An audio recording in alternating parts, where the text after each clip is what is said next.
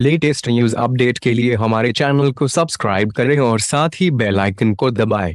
भारत में एसबीआई सहित कई बैंकों से 9,000 करोड़ रुपए से अधिक का कर्ज लेकर फरार हुए शराब कारोबारी विजय माल्या को कब भारत को सौंपा जाएगा?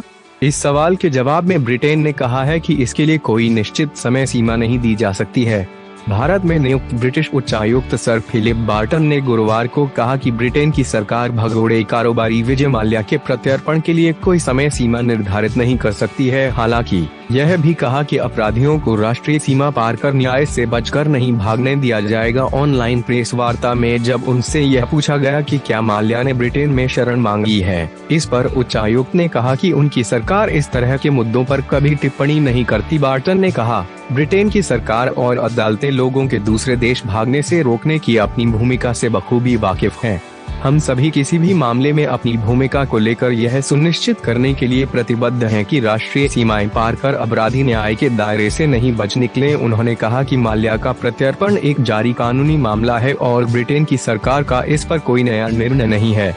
साथ ही नवनियुक्त उच्चायुक्त ने यह भी कहा कि ब्रिटेन की सरकार इस बात से वाकिफ है कि यह मामला भारत के लिए कितना महत्वपूर्ण है। ब्रिटिश उच्चायोग के प्रवक्ता ने यहां कहा कि पिछले महीने एक कानूनी मुद्दा था जिसका हल माल्या के प्रत्यर्पण की व्यवस्था किए जा सकने से पहले किए जाने की जरूरत है।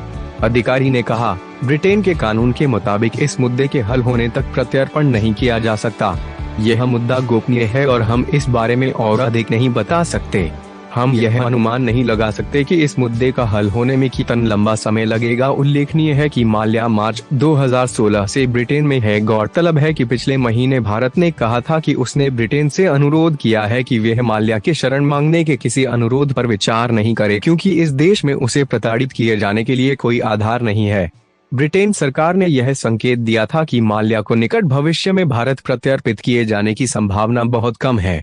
यह भी कहा था कि एक कानूनी मुद्दा है जिसे उसके प्रत्यर्पण की व्यवस्था किए जा सकने से पहले हल किए जाने की जरूरत है। मनी लॉन्ड्रिंग और धोखाधड़ी के आरोपों में मुकदमे का सामना करने के लिए भारत प्रत्यर्पित किए जाने के खिलाफ ब्रिटिश उच्चतम न्यायालय में अपनी अपील में माल्या को नाकामी हाथ लगी थी।